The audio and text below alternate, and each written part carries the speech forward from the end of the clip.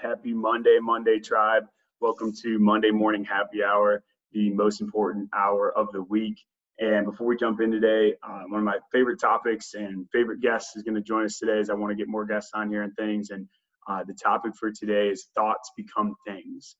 Thoughts become things. And before we dive into that, I just want to pause for a second and think about, the weekend or last week and whether you had just the best weekend of your life or troubling news or anything that's happened with your family or anything like that, or anywhere in between. I just want you to think for a second about something good from the weekend or something that made you laugh, and just bring that up so that we're entering this hour just with a lot of positive energy and good vibes and good thoughts or gratitude or at least being intentional and kind of centered with our thoughts, because that's really what we're going to get into today, is being intentional with your thoughts.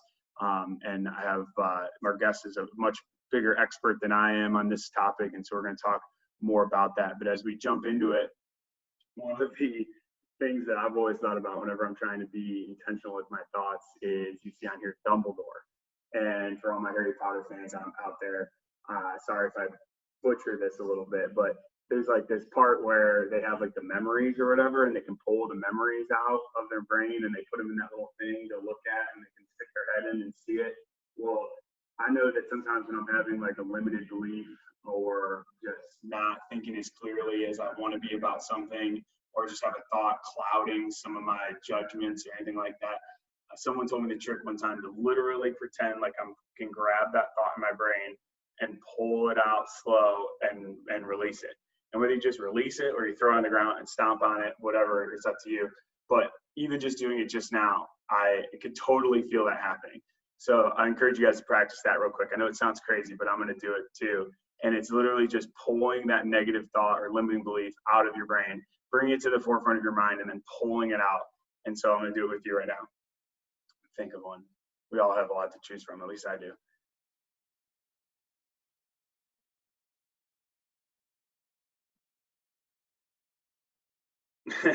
So you toss it out of there. So I don't know about you, but I literally could feel that coming out of my brain and feel kind of a weight monkey get off my back whenever I do that exercise. And sometimes I feel like I'm throughout the day, I'm choo, choo, choo, choo, choo. But it works. It really does. It works. And then another example is this grocery shopping deal.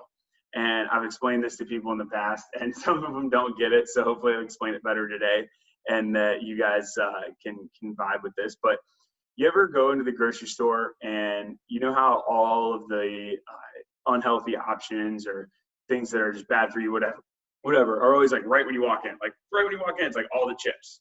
And they don't even let you get into the store yet. It's sanitized carts over here, and then all the chips you'd ever want in your life, full of crap that'll kill you, maybe worse than COVID, over here.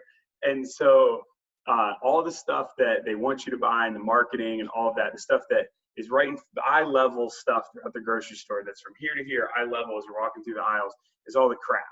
Ever since I've been with Lauren, grocery shopping has been a little tougher because we're actually looking for healthy stuff. And so it's always at the top or the bottom or a weird aisle that I've personally never gone in before because it's not junk. And that always was interesting to me. It's well, how come the positive stuff or whatever it might be is hiding a little bit, and the negative stuff is always right in the middle? And so I kind of came up with this grocery store analogy that if you're walking through your brain and your thoughts and you're pushing your shopping cart, there's two aspects to this. One, remember that the negative thoughts and the things that are trying to hold you back and all of that are the ones that are eye level. The things that make you emotional, the things that make you respond or react versus respond, the things that make you judge, the things that make you harsh, the things that make you rude, whatever it might be, that is kind of your thing that you're working on. We all have them. I know I do. That you're trying to get rid of. It just is right there. Or whether it be an addiction, tobacco or alcohol or whatever it might be, social media, our addictions and our junk food, our junk thoughts are always the things that are eye level. And the things that we have to reach for, like gratitude or vision exercises or planning out our day to set ourselves up for success. Preparation meets opportunity equals success, right? So when we're planning out our day, the thoughts that we have to stay organized, those are the things that are on the top shelf or the bottom shelf. And The other aspect to this is you might grab something and put it in your cart, but then it's your choice still. How many times you grab something, put it in your cart, and then put it back on the shelf?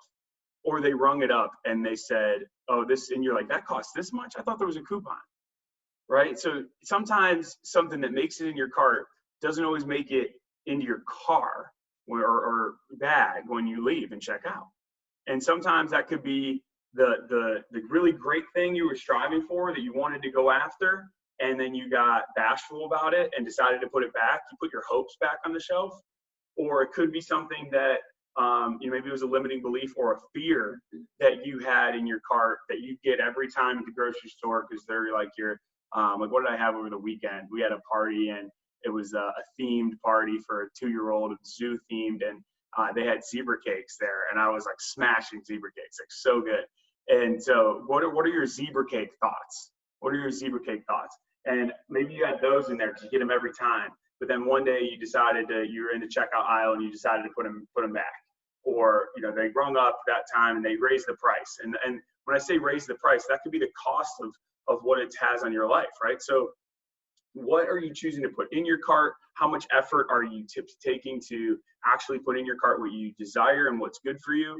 And then at the time when it's actually time to check out and that thought is really playing a role in your life and coming to actualization, which our guest is going to talk about, kind of a model for that, then it's your choice whether you really, really let that thought stay or not, because you could always take it back out of your cart.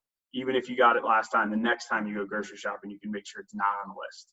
Those are all things that are just kind of silly examples. You may have picked up on a theme with me that some of my examples are silly and corny, and they work though. And if silly and corny doesn't work for you, then I'm sure there's other examples out there that will, but just keep trying those, because the opportunity cost of our effort to just be better and do better and get better for ourselves and others and for what we want out of life. And the opportunity cost is wasting time that you could be a lot closer to the things you're trying to accomplish.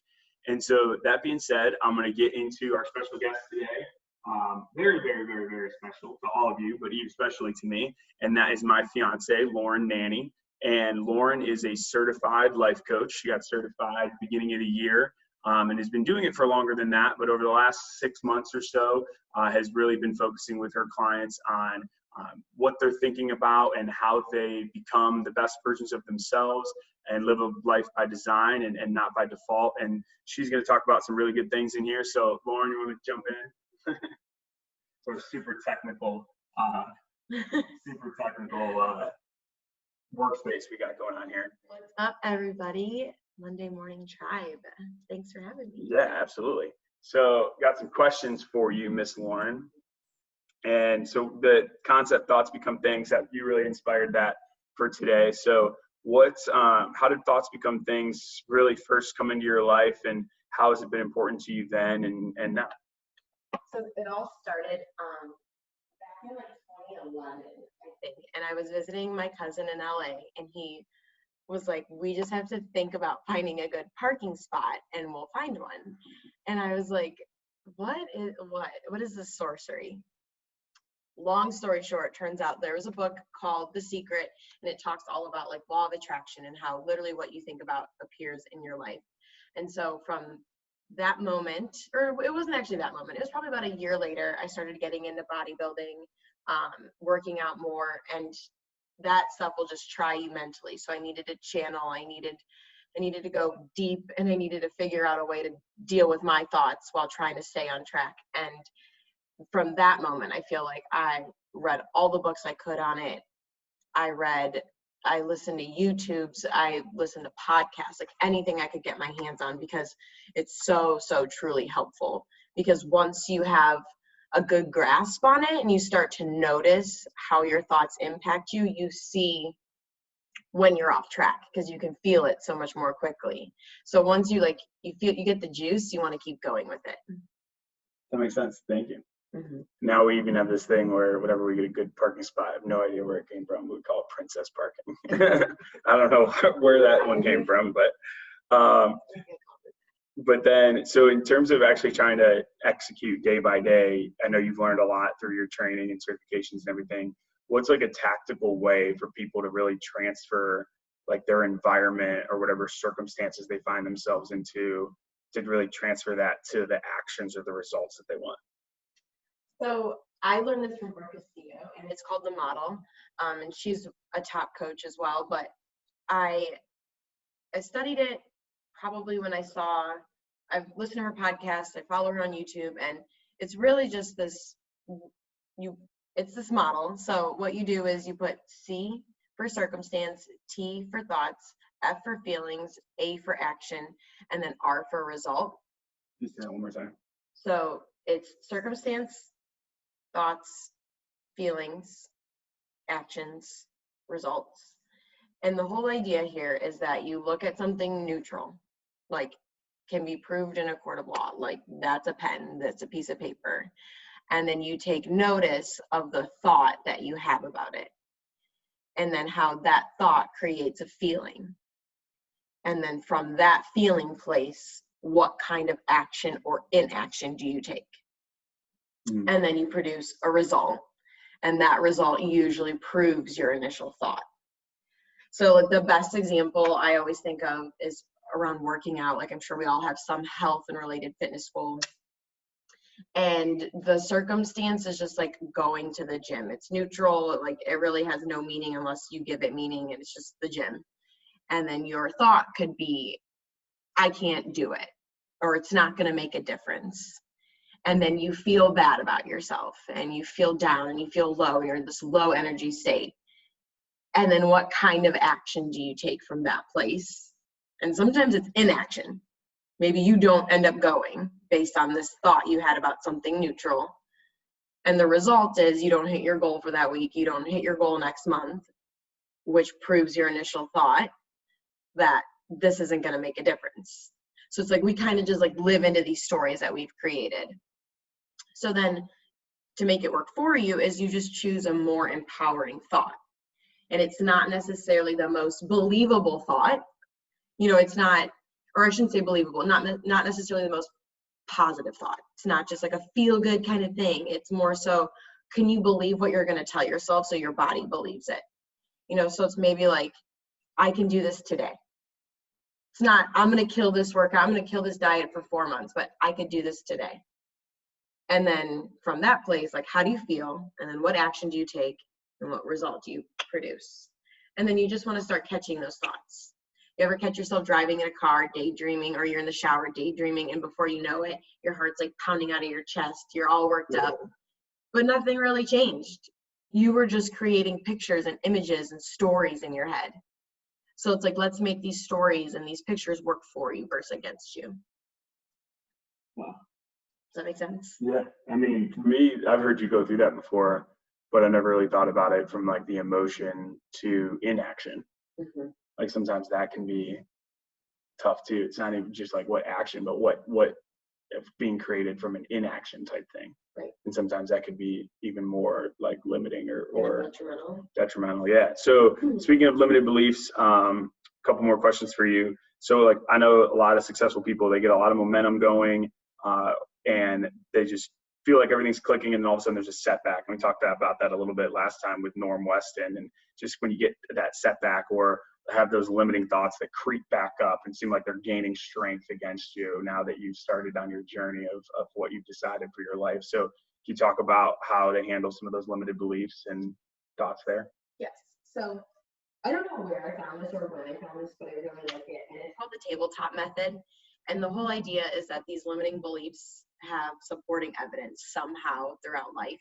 So the belief is the table, like the top of the table, and then all the times in your life that you proved it to be true are the legs.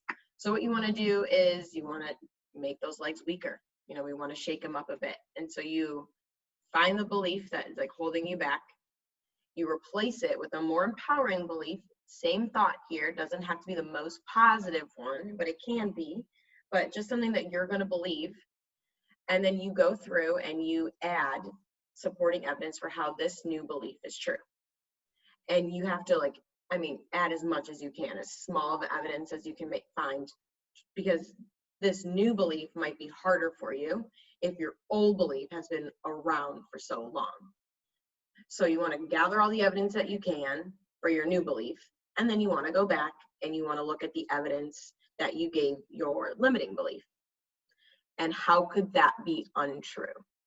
So I suck at math. I failed my math test, therefore I'm bad at math. How could that be untrue? I didn't study.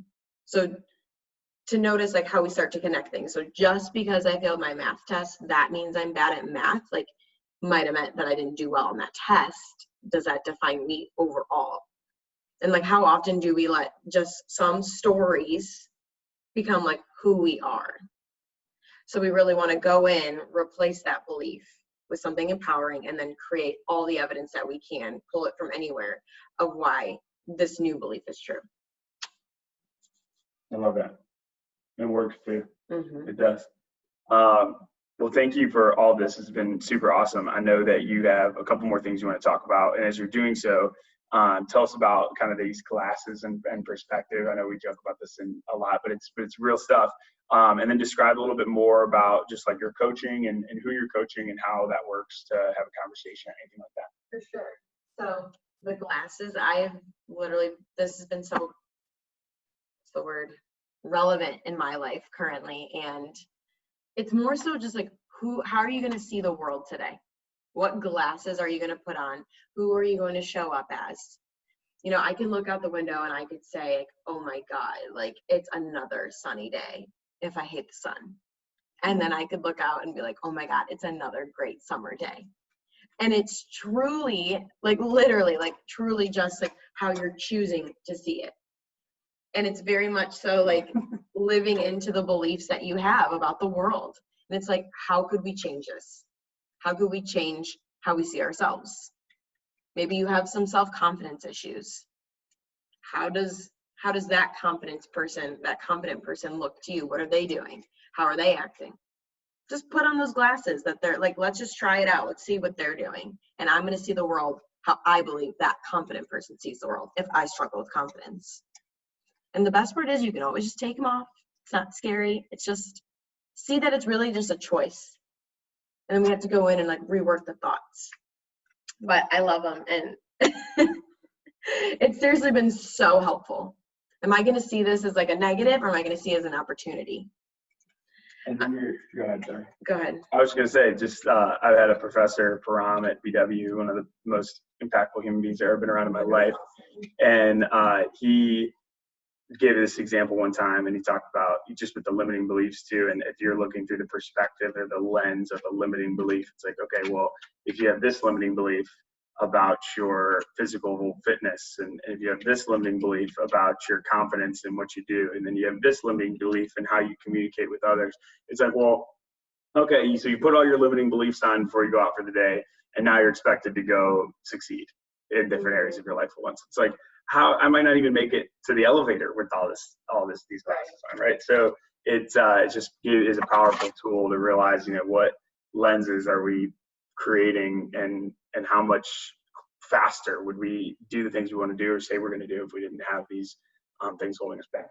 That's something that ties into the model too. So it's like we have these glasses on, like what kind of action do we take from this viewpoint, and then good or bad. But also a couple quick other things. One, I love Norm Weston. I love that concept. I think that's so important for everyone to know. We all get kicked in the teeth sometimes. It's just how fast you get back up. I always like to say, you can sit in the mud, but do not live there. Always feel how you feel, acknowledge it, deal with it, but then get up and get back. Like the only way you're out is if you quit. And that's so true. Another great quote actually in relation to the glasses is perspective is the only thing that can change the results without changing the facts. And it's just so true. Like choose to see the good. Yeah. In regards to who I coach, I'm looking for the ambitious, the motivated, you know, the people who want more, but you currently feel stuck. You're living the same year over and over again, even though you have these like big dreams, these big goals, but yet you can't seem to make progress. I'm looking to talk to you. You could be a man, you could be a woman. It is what it is. Like you can reach out via, you can reach out via email. I'll have him put that somewhere, but yeah, I'm here for you. And even just chat it up. initially it's what I love to do.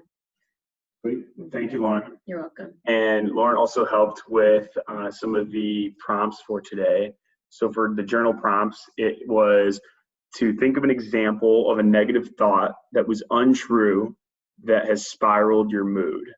How could you replace this thought? So some of the concepts we were talking about earlier. So think of a negative thought that was untrue that has spiraled your mood, and how could you replace this thought? So if you're listening to this, pause the video or tape.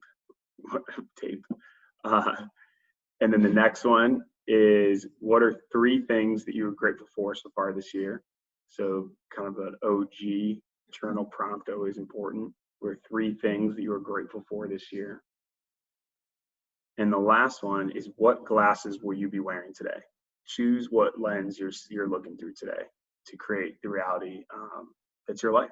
Take control, live by design, not by default.